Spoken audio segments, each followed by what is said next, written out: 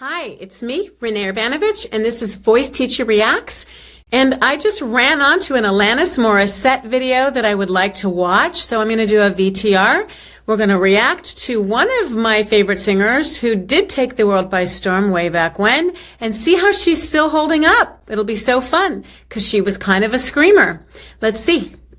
Here we go. This is Uninvited. At the Gladsberry Festival. Like anyone would, I am flattered by your fascination with me. Like any hot-blooded woman, I have simply wanted an object to crave. But you're not alone. You're uninvited and unfortunate.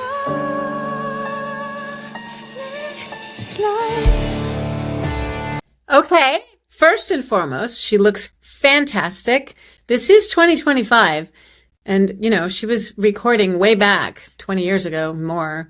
She sounds young. She sounds healthy. She's breathing in the middle of words, but she's keeping that same kind of harsh style that she had when she was younger, which is impressive.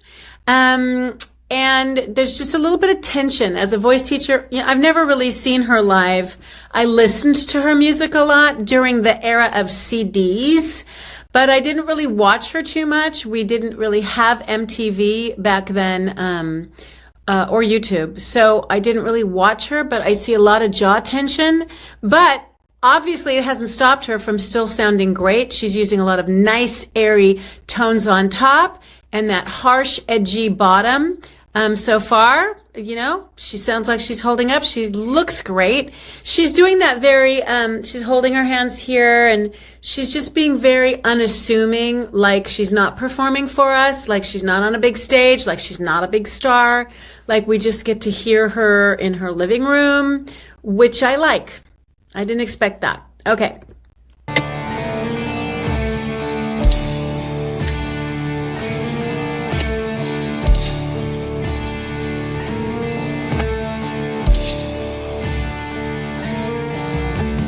Must be strangely exciting to watch the Stark Square.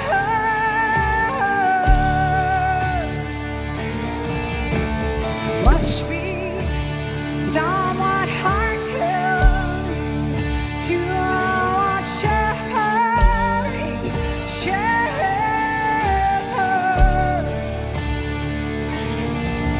But you're not alone. You're uninvited and unfortunate. You have to listen carefully. I've never listened to her as a voice teacher, like, really. You hear a lot of middle, strong middle, C sharp, instead of belting that C sharp, she's mixing it. And it doesn't take away. Whether she did that in the old days or not, I don't know. She might have just hollered it. But she's using a really sturdy, strong middle voice, which is also the mix. And then she hops back down in her chest voice. Very interesting. The style is kind of hard to maintain. And she's also doing the mic thing where she doesn't clip, she doesn't clip the sound. So when you learn how to sing now, the voice teachers now try and teach you to sing with a microphone here or here so that it's against your skin and you learn to compress as you're singing so that you don't just holler ever. It's always compressed so that the guys that are doing the sound don't have to ride the vocals. So, and then you don't have to do this thing that we did in the 80s where you pull back and forth. She's very skilled at those. She just turns her head and leans back a little. So it all contributes to not, blasting us out with the clipping and with just too much sound all at once and blowing out the speakers. However, it's hard to watch. Sorry, it's hard for me to watch. I get it. It all adds to the harshness of the song. It's such a great song. Oh, I've sang it many times at karaoke. All right, let's go back.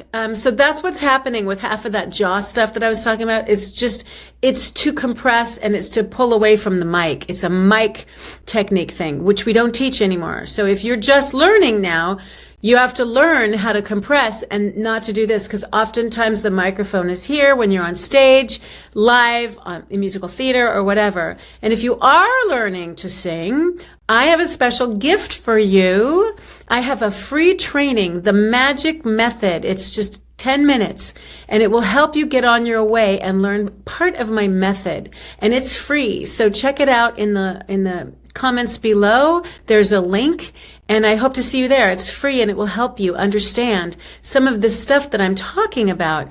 So if that interests you, check it out. Click the link. Okay, back to Alanis.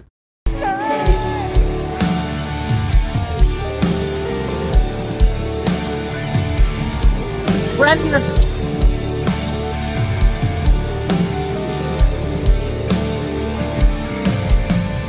like any uncharted territory.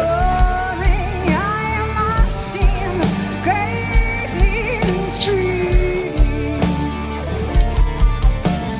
You speak of my love like you have experienced love like mine before. But that is not allowed. You're invited, and unfortunately, so Okay. I love her and I love her voice, but this is really hard for me to watch.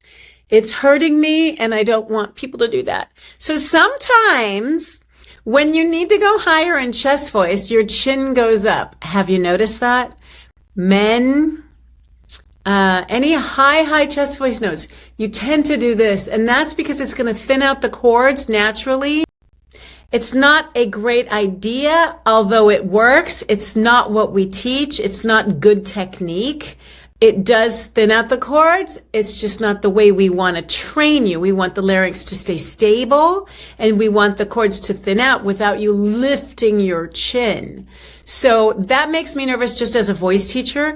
But I think as a device, it seems like she's just very desperate. She's just very emotional. She kind of reminds me of Sinead O'Connor. Does she remind you of Sinead O'Connor just enough, a little bit? And she's got this tension in her hands that I was showing you. This tension in the hands that could be a device, or she could be nervous. I don't know. Or she could be creating tension to carry that tension through in the vocals. But that too is not a great idea. There's something called the Alexander technique that discusses that any tension you have, even in your baby finger, can travel up and impede the voice.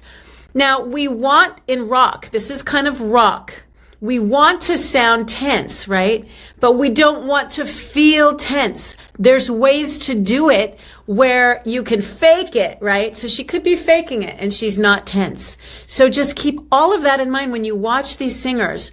Don't do the performative thing that's to make you feel the art of the song, because the craft of the instrument is at risk if you're going to do it wrong. So it's a delicate balance between craft of the instrument to execute those tones in the way the song wants, and the performance, which is what makes it artistic. So you're both the performer and the instrument. It's really tricky. Anyway, I did see a documentary on her. I'm remembering now. And I'm remembering she was very normal at first before she became the big Alanis Morissette. She sang really normally. So she worked really hard on this technique with it's some almost yodels. And it does remind me of Sinead O'Connor. So she's mastered it. And I don't think she's hurting her voice at all because she is going into a middle area and a mix. And it's working. It's actually very pretty, but still a little desperate. Hard to do. Okay, keep listening.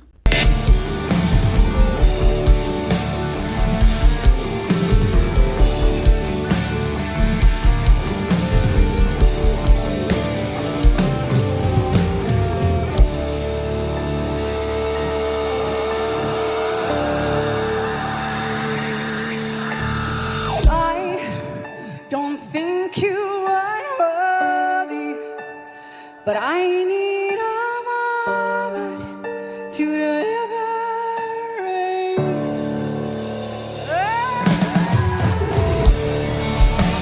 Okay, you can hear she's out of breath. So all that running around has a function. It's another device.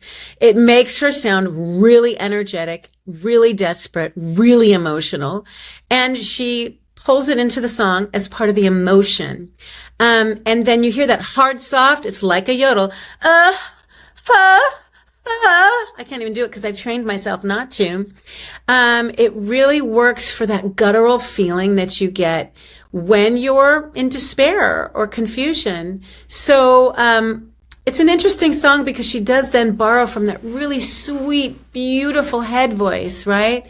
It's such a great song. It's so fun to sing. She's running all around. She's older. She stayed in great shape. Her voice is in good shape. She's still really that harsh style. She can still do it.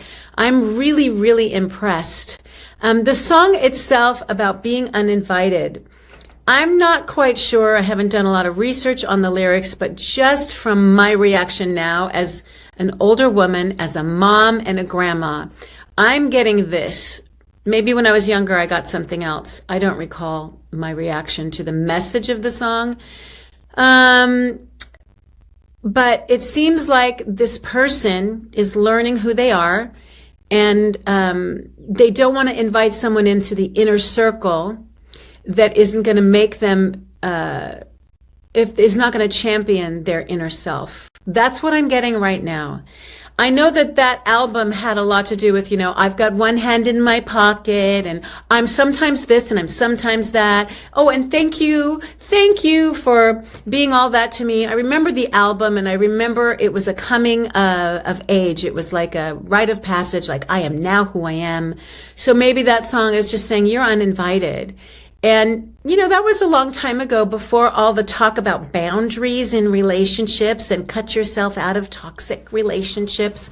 So it was a woman struggling with disallowing certain people, whether it's a boyfriend, a mom, a friend, to be invited into that interior realm where we have to self-develop and grow.